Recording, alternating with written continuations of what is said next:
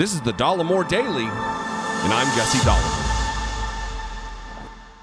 We got a problem with the Federal Bureau of Investigations. Our FBI has been infiltrated by too many Trump-sympathetic, jackbooted thugs. People who I can only understand as having sympathies to fascists. It's pretty common with law enforcement. They get drunk on their power. They believe they're different than the American citizenry who they have power over. They're armed agents of the state with arrest power, with the power to detain, with the power to question, with the power of arrest. It kind of comes with the territory. Think of it this way. Think about some of the worst jobs you've had in your life.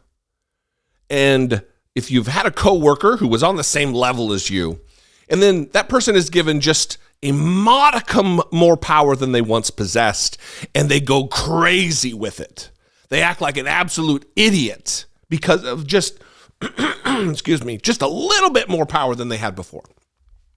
Now apply that to regular people who become cops. A guy who doesn't feel good about himself, who couldn't hack it in the military. He comes back and he gets a job as a cop, and now he's got real power. It's a recipe for disaster. The same can be said for the people who are in the FBI. It takes a special kind of person to wield that kind of power and not turn into. Power like this really reveals who you are. It doesn't bring anything special out. It amplifies what's already in there. And you're a certain type of person that's drawn to that work anyway. I have no interest in being a cop. Zero interest in being a cop. Maybe that says something about me. I don't know. Anyway, I'm going to read from this Washington Post article about these FBI agents who not only disagreed with raiding Donald Trump's property to get back stolen, highly sensitive classified information, but they slowed the investigation. This headline here, showdown before the raid, FBI agents and prosecutors argued over Trump. An exclusive look at the behind-the-scenes deliberations as both sides wrestled with a national security case that has potentially far-reaching political consequences. Most of this, or at least in this first paragraph, or the first sentence of this paragraph, prosecutors argued that new evidence suggested Trump was knowingly concealing secret documents at his Palm Beach, Florida home and urged the FBI to conduct a surprise raid at the property. Here we go. So here's what I'm going to read. Everything in orange is the bad stuff that I want you to know. So really there's like two paragraphs that aren't related to FBI people doing bad things. But two senior FBI officials who would be in charge of leading the search resisted the plan as too combative and proposed instead to seek Trump's permission to search his property, according to the four people. They wanted to ask his permission, the man who stole highly sensitive classified documents. So sensitive, again, I'll say it again, so sensitive that they couldn't be generally described in public. They just take him as, we'll ask his permission. That's the best way to do this. Even though the Justice Department had already negotiated, he had said he returned everything, but he lied. Let's ask his permission. Prosecutors ultimately prevailed in that dispute, one of several previously unreported clashes in a tense tug of war between two arms of the Justice Department over how aggressively to pursue a criminal investigation of a former president. The FBI conducted an unprecedented raid on August 8th, recovering more than 100 classified items, among them a document describing a foreign government's military defenses, including its nuclear capabilities. Here we go with another orange highlighted paragraph. Starting in May, FBI agents in the Washington field office had sought to slow the probe, urging caution given its extraordinary sensitivity, the people said. Some of those field agents wanted to shutter the criminal investigation altogether in early June after Trump's legal team asserted a diligent search had been conducted and all classified records had been turned over. So are these just gullible rubes? Do they just think, given all we know about Donald Trump and the many wrong things he's done and the lies and the breaking of the law, obstruction of justice, trying to end American democracy, knowing all of that, his legal team said they did a search. Let's end this probe. Let's shutter this criminal investigation, as the Washington Post puts it. His lawyer said they already did this. So they're either gullible rubes or they're complicit. I don't really see another option.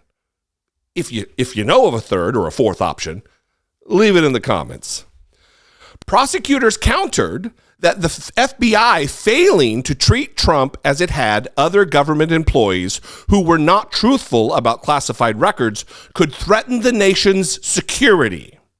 As evidence surfaced suggesting that Trump or his team was holding back sensitive records, the prosecutors pushed for quick action to recover them.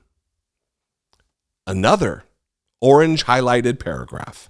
Some inside the probe argued the infighting delayed the search by months, ultimately reducing the time prosecutors had to reach a decision on possible charges. They wanted to shutter it. When they couldn't shutter it, they wanted to slow it to give prosecutors less time to make a decision about charging Donald Trump. Gullible rubes, complicit. Which is it? Others contend the discussions were necessary to ensure the investigation proceeded on the surest footing, enabling officials to gather more evidence before they executed the search. And then one last paragraph that happens to be adorned in orange highlighter for your information. Some FBI field agents then argued to prosecutors that they were inclined to believe Trump and his team had delivered everything the government sought to protect and said the Bureau should close down its criminal investigation. And we know that not to be true. We know that the government went back multiple times after Donald Trump had said, you have everything now. I've given you everything. And then they search and they find more. And then they search and they find more. And then a claim that everything has been given ends up being a lie. So again, some FBI field agents then argued to prosecutors that they were inclined to believe Trump. Gullible rubes, complicit. I don't think they're gullible rubes. I think it's motivated reasoning. After the insurrection, after the election, it was really shown that there was a Trump problem in the FBI, where when you'd go into a field office, this has been reported, where Fox News used to be on the TVs all the time. After the election and the lies started, more field offices started having Newsmax on. Radicalism has infiltrated. And, you know, it's not getting much better when you've got Christopher Wray at the top there. He's not the worst, but he's certainly not the best guy for the job. We need to root out extremism in our government. We need to root out extremism in our military. White Christian nationalism and Trumpism, which is the same thing, has to be combated. We have to look at it with clear eyes and eliminate the threats from within.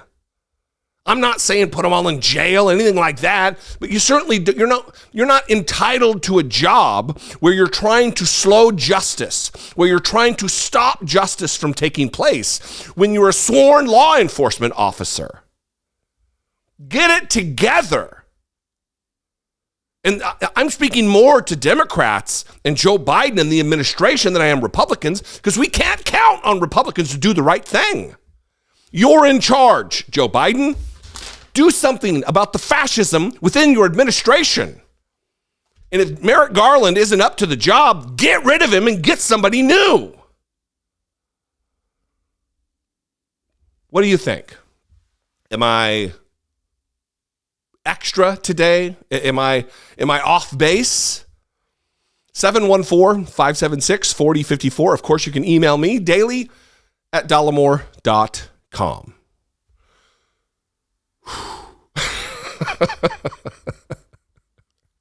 Follow me on social media. You can call me down there at Dollemore on Twitter, Instagram, and at Dollemore on TikTok. If you appreciate what I do, if I bring you value, any value, $1.99 worth of value a month, I would appreciate if you consider, if you're in a financial position to do so. Listen, there's two things I like to say. I should say them more often than I do. If you're in a financial position to do so, if it's throwaway money for you, it's not something you have to count on to put food on the table or pay your rent or take care of yourself, then give. If you are in a position where you're on a fixed income, do not donate to the cause. Your viewership is good enough. The same can be said. The other thing that I should say more is if you like me, but I'm not your guy, there's someone else out there who does more work for you, who provides more value for you, give to that creator. Support independent media. It is more important now than ever that independent media is supported by its audience. But if I am that guy, I would appreciate it. You can also go over to patreon.com/IDoubtIt podcast. Anyway, I love you guys. I appreciate you. I am very glad this week is over. It's been one of those weeks. I'll see you next time. Be genuine. Take care of one another.